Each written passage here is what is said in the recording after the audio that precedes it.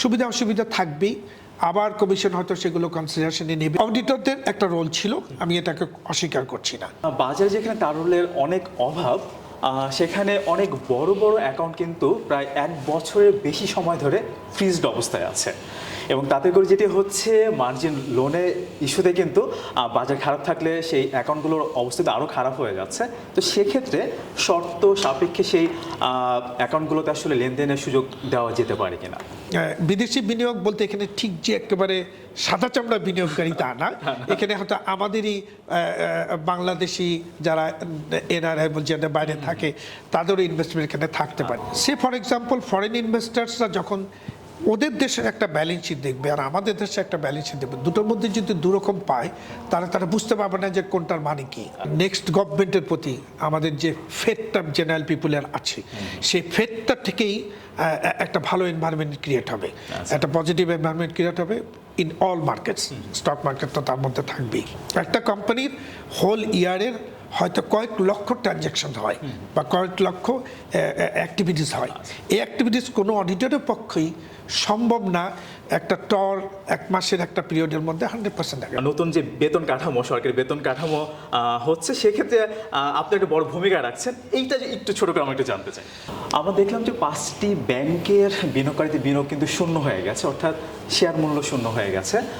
তো সেক্ষেত্রে আমি যদি একটু জানতে চাই অডিটরদের দায় এখানে কতখানি, সেই সাথে বাংলাদেশ ব্যাংক নিয়ন্ত্রণ সংস্থা এসিসির দায় আসলে কতখানি বলে আপনি মনে করছেন? এই পে স্কেলটা কিন্তু 12 বছর পর আসলো। আচ্ছা, তো এটা কয়েক একটা যুগ। এখানে যদি আপনি ইনফ্লেশনটাকে কনসিডার করেন বছর টু বছর, এখানে অলরেডি 95% ইনফ্লেশন হয়েছে। অনেক দিন ধরে যদি কোনো অডিট কোম্পানি অডিট করে কোনো একটি নির্দিষ্ট কোম্পানিতে, তো সেখানে কি আসলে ফ্যামিলিয়ারিটি থ্রেড যেটাকে বলে একটু অপেশাদারিত্ব চলে আসে কিনা, এই বিষয়গুলো একটু আমি জানতে চাই। বেক্সিমকো গ্রুপের মধ্যে কিছু কিছু খুব ভালো ভালো কোম্পানি আছে। আপনি ফার্মাসিউটিক্যালটা রান করছে, সিরামিক্সটা ভালো, অনেকগুলো ভালো ভালো কোম্পানি, টেক্সটাইলে অনেকগুলো ভালো ভালো কোম্পানি আছে।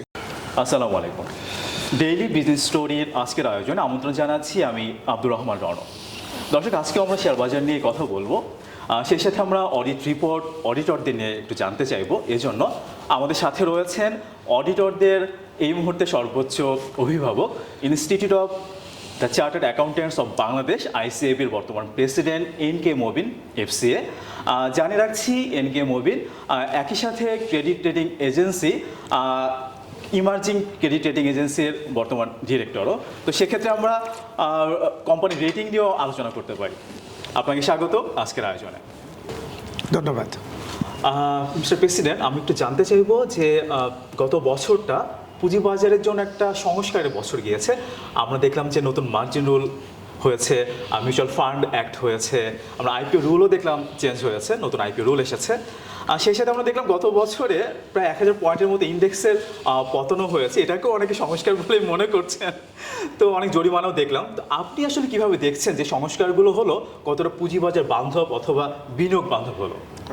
ধন্যবাদ আপনাকে। আবার আমি এই ফাঁকে ধন্যবাদ জানাতে চাচ্ছি আমাদের দর্শক শ্রোতাদেরকে। একটা ভালো প্রশ্ন দিয়ে আপনি শুরু করেছেন।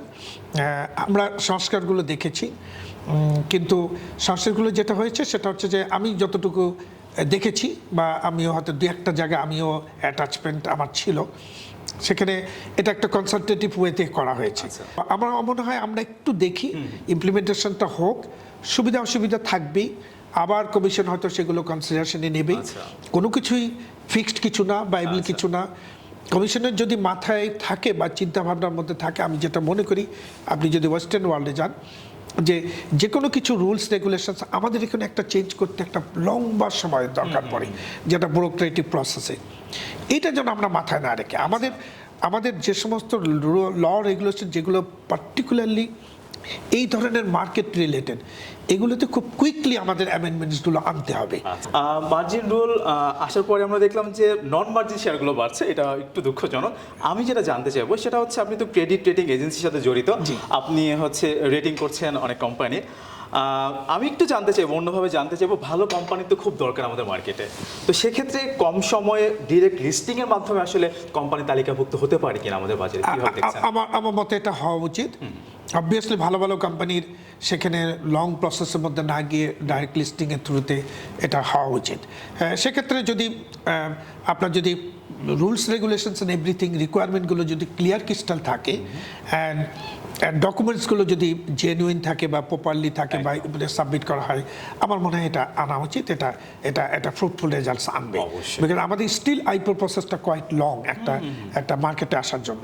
এটাকে আরো ফাস্ট করতে হবে। আচ্ছা। সেটা ডিরেক্ট লিস্টিং হোক বা ডিরেক্ট লিস্টিং বাইরে হোক, প্রসেসটা আমাদের আরো একটু চেঞ্জ করতে হবে এবং প্রসেসটা ইমপ্রুভ করতে হবে। আচ্ছা আচ্ছা, আপনারা তো অ্যাকাউন্টিং ডে পালন করলেন, আয়োজনটা কেমন ছিল একটু জানবো, সেই সাথে একটু জানতে চাইবো মানে একটি শক্তিশালী পুঁজিবাজারের জন্য কিন্তু শক্তিশালী অ্যাকাউন্টিং পেশাটা খুবই গুরুত্বপূর্ণ আমি যতটুকু বুঝি।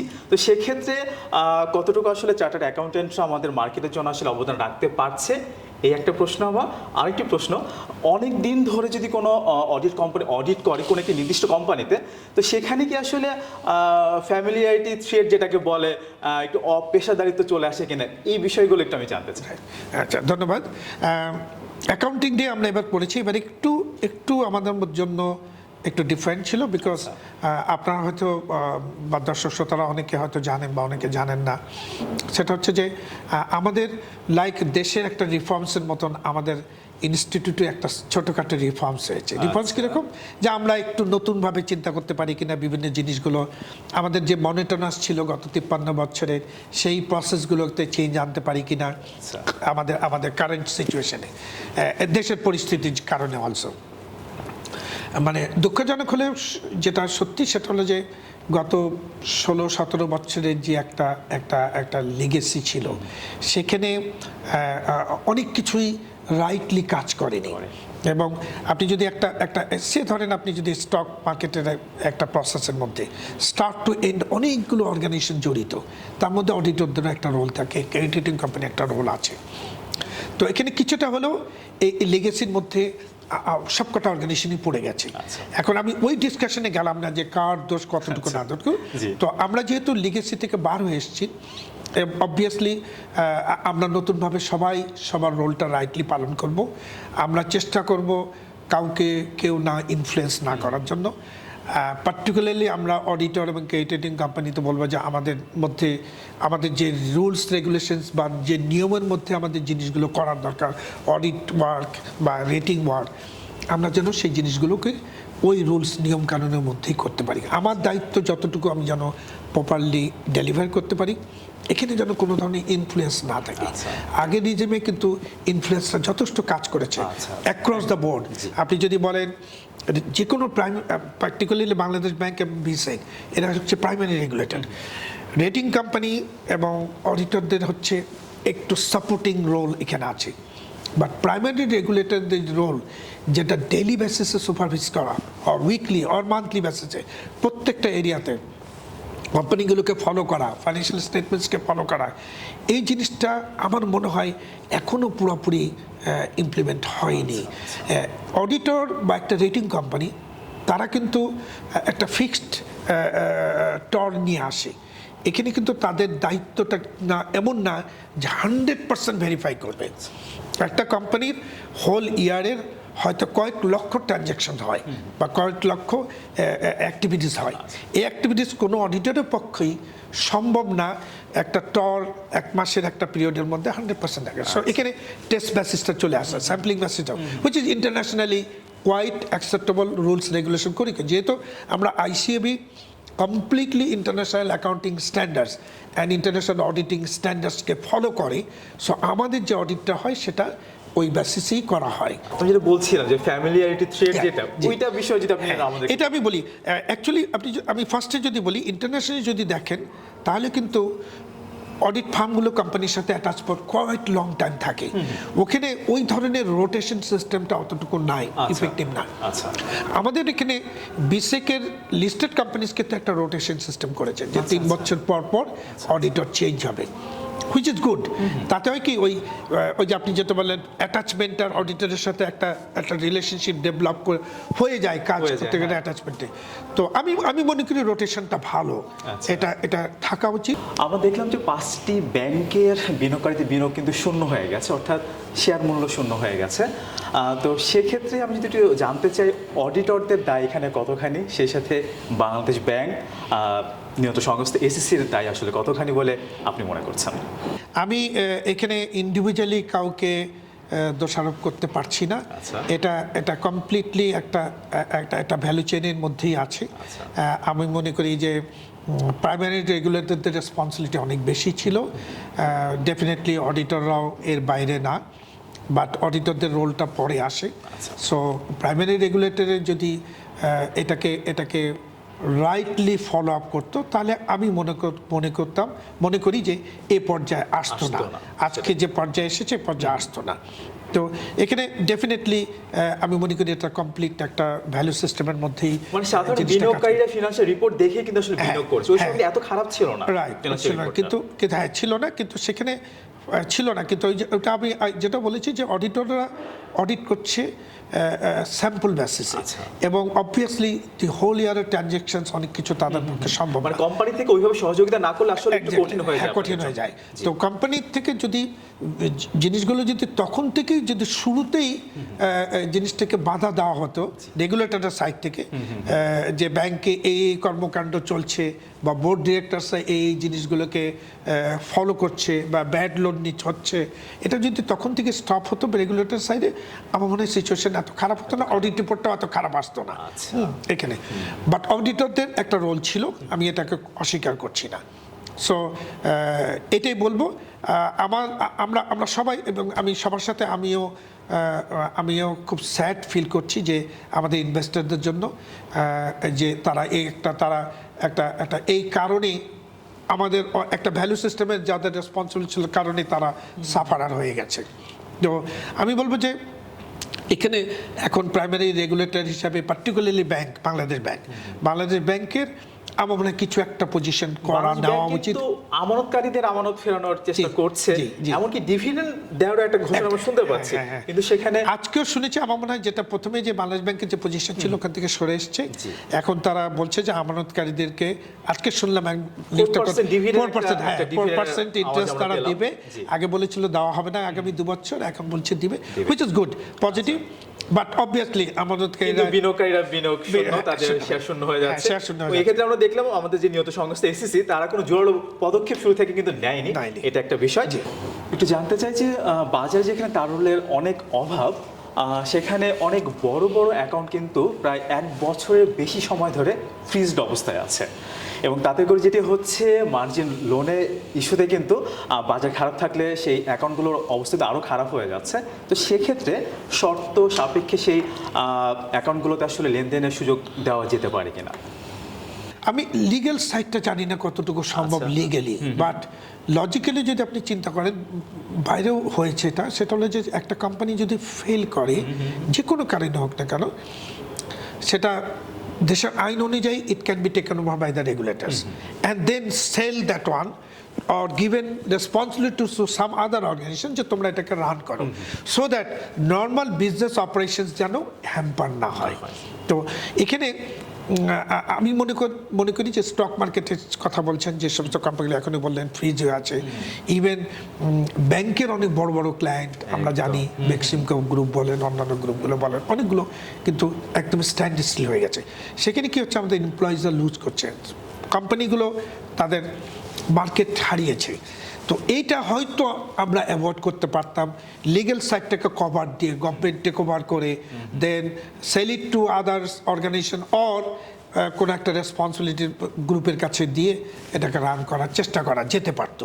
হ্যাঁ, লোন যেটা তাদের ডিফল্টের সাইড যেটা আছে, পেমেন্টের সাইড আছে, ওটাকে সেটিসফাইড করেই অপারেশনটাকে কন্টিনিউ করতে পারতো। তাতে হতো কি, আমার মনে হয় আমাদের ইকোনমিক বেনিফিটটা আমরা বেশি পেতাম।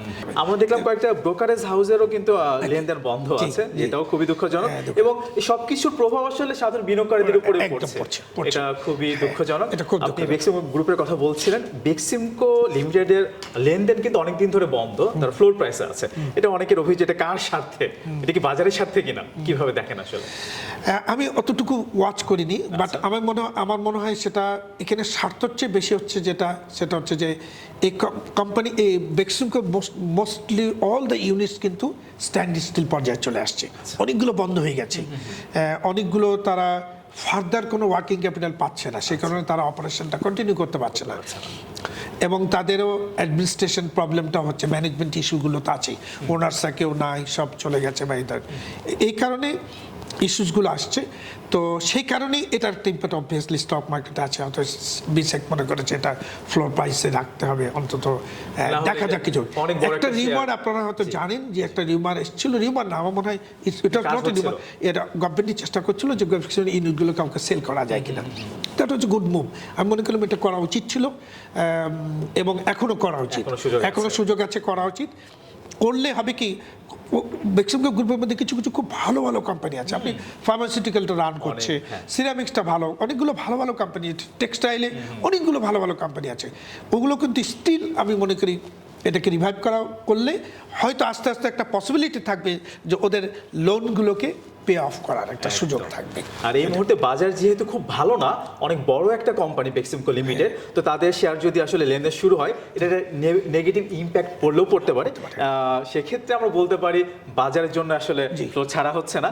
একটা নির্বাচিত সরকারের অধীনে পুঁজিবাজারকে আপনি কেমন দেখছেন? আর আমরা জানি যে কয়েকদিন আগে আমরা জানি যে তারেক রহমানের সাথে ডিএসসির স্টেক হোল্ডাররা বসেছিলেন, তো সেখান থেকে ভালো মানে প্রত্যাশা পাওয়া গেছে। আপনি আসলে কিভাবে দেখছেন পুরো বিষয়টিকে? না, আমি ডেফিনেটলি পজিটিভলি দেখছি, বিকজ আমরা শুধু নির্বাচন পুঁজিবাজারই না, আমাদের নির্বাচনকে আমরা সবাই মনে পজিটিভলি এবারে দেখছি। সব সেক্টরের জন্য সব সেক্টরের জন্য এটা একটা আমরা মনে করি পজিটিভ ইমপ্লিকেশনস আসবে, বিকজ এবারে নির্বাচনটা আমরা ডেফিনেটলি এক্সপেক্ট করছি একটু ডিফারেন্ট হবে, পিপুলস পার্টিসিপেশন থাকবে, ফেয়ার হবে এবং এবং এবং অলরেডি পলিটিক্যাল পার্টিজের এজেন্ডার মধ্যে জিনিসগুলো আছে, যেটা রিফর্মস রিলেটেড ইস্যুসগুলো দেশকে আগায় নেওয়ার জন্য, যে সমস্ত জিনিসগুলো আগে নেগেটিভলি হয়েছে সেই জিনিসগুলো যেন এবার না থাকে, এবং they will obviously be very careful on those. তো অবভিয়াসলি স্টক মার্কেটের একটা বিরাট এরিয়া, এটাকে অনেক ডেভেলপ করার প্রচুর সুযোগ আছে এবং করতে হবে। আদারওয়াইজ আমাদের কান্ট্রি সেইভাবে আগাতে পারবে না, বিকজ স্টিল আমাদের পুরো ফাইন্যান্সিংটা আমাদের মানি মার্কেটের উপর ডিপেন্ডেন্সি, সেখান থেকে আমাদেরকে মুভ করতেই হবে, এটা কোনো ব্যত্যয় নেই। আমি মনে করি যেটা সেটা হচ্ছে অবভিয়াসলি যেই পার্টি আসুক না কেন, সেটা বিএনপি হোক বা অন্য কেউ হোক বা অ্যালায়েন্স হোক, তাদের তো একটা পলিটিক্যাল এজেন্ডা আছে, তাদের ইশতেহার আছে। তো ইশতেহারে তো অবশ্যই থাকবে মার্কেট সম্বন্ধে বা ইকোনমি সম্বন্ধে, সেখানে এটা কভার করা থাকবে। আমি এর বাইরে যখন গভর্নমেন্ট ফর্ম হবে, গভর্নমেন্টের নিজস্ব পলিসি থাকবে কীভাবে ইমপ্লিমেন্ট করবে না করবে। এবং আমি মনে করি যে রিফর্মসগুলো হয়েছে বিভিন্ন জায়গায়, পার্টিকুলার যদি স্টক মার্কেটের কথা বলি, অলরেডি 3-4টা হয়েছে, আমি আশা করছি আরও কয়েকটা জিনিস আসবে। আমি জানি কর্পোরেট গভর্নেন্স কোডটাও রিফর্মস হবে, আরও কয়েকটা জিনিস বিশেষ কাজ করছে। তো এগুলো নিয়ে যদি আমি মনে করি যে একটা ভালো স্টক মার্কেট আমরা দেখতে পাবো, যেটা মোর স্ট্রাকচার্ড, মোর কন্ট্রোলড এবং আমাদের পরিবেশ বান্ধব, মানে ইনভেস্টমেন্টস ফ্রেন্ডলি পরিবেশ বান্ধব। আমরা গত মাসে দেখলাম যে বিদেশি বিনিয়োগকারীরা 120 কোটি টাকার উপরে সেল দিয়েছে, তো এটাকে আপনি কিভাবে দেখেন? তারা কি আবার মানে বিনিয়োগের জন্য বসে আছে, সুযোগ খুঁজছে এরকম কিছু? হ্যাঁ, এটা কিন্তু normal phenomena of any stock market. আমরা কোথাও দেখেছি ওয়ারেন বাফের একটা কোট, যে তোমার বেস্ট ইনভেস্টমেন্ট টাইম হচ্ছে যখন স্টক মার্কেট ফল করবে। তো এই জিনিসটা হয়তো কাজ করছে। বিদেশি বিনিয়োগ বলতে এখানে ঠিক যে একেবারে সাদা চামড়া বিনিয়োগকারী তা না, এখানে হয়তো আমাদেরই বাংলাদেশি যারা এনআরআই বলছে বাইরে থাকে, তাদেরও ইনভেস্টমেন্ট এখানে থাকতে পারে। সো অবভিয়াসলি মার্কেটের উপরে ডিপেন্ড করে জিনিসটা ওঠানামা করে, হয়তো সেই অপরচুনিটিটা আমরা কিন্তু দেখি যে আমাদের মতো ফ্রন্টিয়ার মার্কেটে মানে ভোলাটাইল পরিবেশেই কিন্তু বিদেশি বিনিয়োগটা বেশি আসে, অনেক ক্ষেত্রে আসে। তো সেক্ষেত্রে কিভাবে দেখছেন নির্বাচন পরবর্তী আসবে কিনা? আমি পজিটিভ, আমি খুব পজিটিভ। আমি মনে করি যে মানুষের নেক্সট গভর্নমেন্টের প্রতি আমাদের যে ফেথটা জেনারেল পিপুলের আছে, সেই ফেথটা থেকেই একটা ভালো এনভায়রনমেন্ট ক্রিয়েট হবে, একটা পজিটিভ এনভায়রনমেন্ট ক্রিয়েট হবে in all markets. Stock market তো তার মধ্যে থাকবেই। এবার একটু জানতে চাচ্ছি, তালিকাভুক্ত কোম্পানিগুলোর যে অডিট রিপোর্টগুলো আমরা পাই, আমরা সাধারণ মানুষ অনেকে ওইভাবে বুঝতে পারি না, তো উপস্থাপনটা একটু সহজভাবে করার কোনো ওয়ে আছে কিনা, মানে আপনি কিভাবে দেখছেন বিষয়টিকে? অ্যাকচুয়ালি হচ্ছে যেহেতু we are part of international accounting standards, আমরা member of the IFAC, international accounting international accounting কমিটির মেম্বার আমরা। তো তাতে হচ্ছে কি এই ইন্টারন্যাশনাল অ্যাকাউন্টিং স্ট্যান্ডার্ডস অনুযায়ী সেম ফরম্যাটটাই ফলো করা হয়। সো এটা খুব দরকার হচ্ছে যারা ফরেন ইনভেস্টমেন্ট করে, সে ফর এক্সাম্পল ফরেন ইনভেস্টার্সরা যখন ওদের দেশের একটা ব্যালেন্স শিট দেখবে আর আমাদের দেশে একটা ব্যালেন্স শিট দেখবে, দুটোর মধ্যে যদি দুরকম পায় তারা বুঝতে পারবে না যে কোনটার মানে কি। সো ইন্টারন্যাশনাল অ্যাকাউন্টিং স্ট্যান্ডার্ডস অনুযায়ী যখন অডিটরটা সার্টিফাই করবে যে অ্যাজ পার ইন্টারন্যাশনাল, তখন দি ডেফিনেশন অফ রেভিনিউ বা সেলস ইন্টারন্যাশনালে যা আমার এখানে তাই। তো সেই কারণে তবে এখানে আপনি বলছেন সহজ ব্যাপারটা, এটা হয়তো রেগুলেটররা করতে পারে, এটার অ্যানালাইটিক্যাল পার্টটা সহজ হতে পারে, অডিটেড অ্যাকাউন্টস থেকে ফিগারগুলোকে নিয়ে আরও অ্যানালিটিক ওয়েতে করতে পারি, সেটা করা সম্ভব। আমি মনে করি এটা নিয়ে কোনো অসুবিধা নেই। ইদানিং আমরা যেটা করছি আমাদের আইসিবি থেকে এই কারেকশনে স্টক মার্কেটের সঙ্গে যারা অ্যাটাচ আছে, পার্টিকুলারলি আমাদের জার্নালিস্টরা যারা রিয়েলি একদম ফার্স্ট হ্যান্ড জিনিসটাকে আমাদের জেনারেল মেম্বারদের কাছে রিপোর্ট করে, সেখানে ওদের আমরা এই ট্রেনিংয়ের ব্যবস্থা করছি। আমরা কয়েকটা ব্যাচ করেছি। আমরা ইআরএফ যেটা আছে, ইকোনমিক রিপোর্টার্স ফোরাম, ওদের সাথে আমাদের এমএইউ আছে, সেখানে আমরা ফেজ বাই ফেজ ওদের থেকে ট্রেনিংয়ের ব্যবস্থা করছি। ওদেরকে খুব সিম্পল ওয়েতে আমরা balance sheet, profit and loss account, financial statements, money কি, কোনটার মানি কি, এগুলো বোঝানোর চেষ্টা করছি। মানে আমাদের মাধ্যমে আসলে বিনিয়োগকারী সহজভাবে তো এটা আমরা আইসিবি থেকে ফুল ফ্লেজেড সাপোর্ট দেবো যে কোনো ধরনের প্রোগ্রামে। আমরা যেহেতু এটা একটা কমপ্লেক্স জিনিস, আমরা খুব ভালো করে বুঝি। সো ইটস অলওয়েজ বেটার যে রিপোর্টাররা যদি জিনিসগুলোকে ইজিভাবে বুঝতে পারে, তাহলে ইজিভাবে জিনিসটা রিপোর্টিং হতে পারে for the mass people. So এটা আমাদের সাপোর্টটা সবসময় থাকবে। পুঁজিবাজার বাইরে একটা জিনিস নিয়ে একটু জানতে চাইবো। আপনি অনেক ব্যস্ত মানুষ, আপনি নতুন যে বেতন কাঠামো, সরকারি বেতন কাঠামো হচ্ছে, সেক্ষেত্রে আপনি একটা বড় ভূমিকা রাখছেন। এইটা যে একটু ছোট করে আমরা একটু জানতে চাই। এটা হ্যাঁ, আমরা এইবারই হচ্ছে কিনা, মানে বেতন কাঠামোতে আমাদের এটা আমার কমপ্লিট আমার পার্সোনাল ওপিনিয়ন বলবো। আমি মেম্বার ছিলাম, আমাদের কালকে আমরা রিপোর্ট সাবমিট করেছি অনারেবল চিফ অ্যাডভাইজারের কাছে। যেটা এসেছে সেটা আমি বলবো যে সব দিক কনসিডার করে এসেছে। আমরা প্রচুর রকমের সার্ভে করেছি, প্রচুর অর্গানাইজেশনের সাথে কথা বলেছি। আমরা মোর দেন 3 লাখ লোকের একটা ফিডব্যাক পেয়েছি, যেটা কনসিডার করেছি ইনফ্লেশন, আমাদের 6 জন ফ্যামিলির কতটুকু কস্ট অফ লিভিং দরকার পড়ে, কোন সাইডে একটু বেটার করা যায় because of the current situations, সব কিছু নিয়েই আমরা কনসিডার করেছি। আরেকটা জিনিস আমাদের একটু মনে রাখতে হবে যে এই পে স্কেলটা কিন্তু 12 বছর পর আসলো। তো এটা কোয়াইট একটা যুগ। এখানে যদি আপনি ইনফ্লেশনটাকে কনসিডার করেন বছর টু বছর, এখানে অলরেডি 95% ইনফ্লেশন হয়েছে গত 12 বছরে। সেখানে আমাদের পে স্কেলে অ্যাভারেজে 105%-এর মতন ইনক্রিজ দেখানো হয়েছে। আচ্ছা, ইমপ্লিমেন্টেশন যেটা আপনি কোশ্চেন করলেন, ইমপ্লিমেন্টেশন আমার পার্সোনাল ভিউ হচ্ছে যে এটা অলরেডি লেট, 12 বছর হয়েছে। আমরা খুব মোটামুটি ভালো সময় দিয়ে ভালো অ্যানালিসিস করে আমরা 5 মাসের মধ্যে রিপোর্টগুলো ফাইনাল করেছি।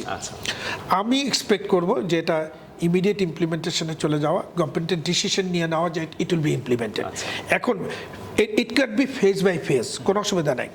হয়তো ডিসিশন হয়ে যেতে পারে এই গভর্নমেন্টের এই আমলেই, সেটা হচ্ছে এটা আগামী জুলাই থেকে ইমপ্লিমেন্ট হবে, অথবা মার্চ মাসের থেকে হবে, হোয়াট এভার ইট ইজ। কিংবা একটা ফেজ বাই ফেজ অ্যাপ্রোচ থাকতে পারে যে 50% ইমপ্লিমেন্ট হবে এবছর, আগামী বছর 50%। গভর্নমেন্টের রেভিনিউর অনুযায়ী, বিকজ ওই পার্টটা গভর্নমেন্ট হয়তো এখন অ্যানালাইসিস করবে যে 1 লাখ কোটি টাকার উপরে বাড়বে, এটা আমার কোত্থেকে সংস্থান হবে, সেটা ব্যবস্থা করবে। সেটা গভর্নমেন্ট ওটা চিন্তা করতে পারে। গভর্নমেন্ট আমি যেটা দেখেছি সেটা হল government will form A committee, cabinet committee বা একটা হাই লেভেল কমিটি, যারা পুরো রিপোর্টটাকে রিভিউ করবে, করে তারা একটা রেকমেন্ডেশন গভর্নমেন্টের কাছে সাবমিট করবে, অ্যাকর্ডিংলি ইমপ্লিমেন্টেশন হবে। বাট নতুন গভর্নমেন্ট আসবে, তাদের হাতে তারা তারা তারা পার্লামেন্ট ফর্ম করবে, তারা ক্যাবিনেট ফর্ম করবে, তারা আস্তে আস্তে সব কিছু রিভিউ করবে, তাতে সময় লেগে যাবে। বিকজ এটার থেকে অনেক ইম্পর্টেন্ট এজেন্ডা গভর্নমেন্টের কাছে থাকবে ইনিশিয়ালি। তো তাতে হবে কি আবার জিনিসটাকে ঝুলে যাবে, মানে একটা লেন্দি হয়ে যাবে। সো আমার পার্সোনাল ওপিনিয়ন, এবং আমার মনে হয় আমি অনেকের সাথে কথা বলেছি যারা আমার মেম্বার ছিলেন, তারাও ফিল করেন যে এটা আমাদের এই গভর্নমেন্টেরই ইমিডিয়েটলি এটাকে ইমপ্লিমেন্ট করে ফেলা উচিত। একটা ভালো কাজ হয়েছে, এটা যেন করে। এবং এটার সাথে আমি যেটা পার্সোনালি মনে করি, আমি যেহেতু একটু প্রাইভেট সেক্টরের সাথে লিঙ্কড, আমি মনে করি যেটা গভর্নমেন্টের একটা একটা রেকমেন্ডেশনস থাকা উচিত। Government can not order, because private sector তারা তাদের ওয়েতে চলবে। গভর্নমেন্টের একটা রেকমেন্ডেশন থাকা উচিত যে প্রাইভেট সেক্টরগুলো যেন এটার সাথে অ্যালাইন করে কিছুটা অ্যাডজাস্টমেন্ট তাদের এমপ্লয়িজের সাথে স্যালারি সাইডে অ্যাডজাস্টমেন্ট করতে হবে। মানে অবভিয়াসলি প্রাইভেট সেক্টরের অনেক এরিয়াতে স্যালারি অলরেডি গভর্নমেন্টের স্কেলের থেকে অনেক বেটার স্যালারি, কিন্তু যাই হোক না কেন বাট স্টিল একটা অ্যাডজাস্টমেন্টের দরকার পড়তে পারে, সেটুকু আশা করবে গভর্নমেন্ট। আমি মনে করি যে গভর্নমেন্ট এই ইনস্ট্রাকশনটা বা এই রেকমেন্ডেশনসটা দিতে পারে টু দ্য প্রাইভেট সেক্টর। এটা পার্টিকুলারলি আমি বলবো টেক্সটাইল সেক্টরে, গার্মেন্টস সেক্টর, যেখানে রিয়েলি ভেরি লো ওয়েজেস আমাদের একদম গার্মেন্টস ওয়ার্কার্সরা যেটা পায়, ওইখানে একটা অ্যাডজাস্টমেন্ট ভালো করার দরকার আছে। আদারওয়াইজ তাদের মধ্যে তাদের এই স্কেলটা আসলে হয়তো কিছুটা তারা প্রবলেমের আমরা মধ্যে সেটা পড়বে। প্রত্যাশা করবো। আমরা প্রত্যাশা করবো সরকারি কর্মকর্তাদের বেতন অ্যাডজাস্ট হবে, সেই সাথে বেসরকারি কর্মকর্তাদের বেতনটা অ্যাডজাস্ট হবে। এবং এই জন্য আসলে আমাদের মানি মার্কেট ভালো থাকতে হবে, জি, আমাদের ক্যাপিটাল মার্কেট ভালো থাকতে হবে। এক্স্যাক্টলি। এবং এটা সবকিছু আমাদের এখন আশা যে আমাদের নতুন একটা পলিটিক্যাল সিস্টেম আমাদের দেশে আসবে এবং তারা আমাদের সবাইকে নিয়ে একটা রাইট ডাইরেকশনে দেশটাকে নিয়ে যেতে পারবে। অবশ্যই। অনেক ধন্যবাদ আমাদেরকে সময় দেওয়ার জন্য। Thank you very much. আমার দর্শকদের কাছে ধন্যবাদ থাকলো। Thank you very much. দর্শক, আজকে এখানে শেষ করছি। আগামী পর্বে আমরা আরও কোনো অতিথির সাথে কথা বলবো। সে পর্যন্ত সঙ্গে থাকুন, ভালো থাকুন। আসসালামু আলাইকুম।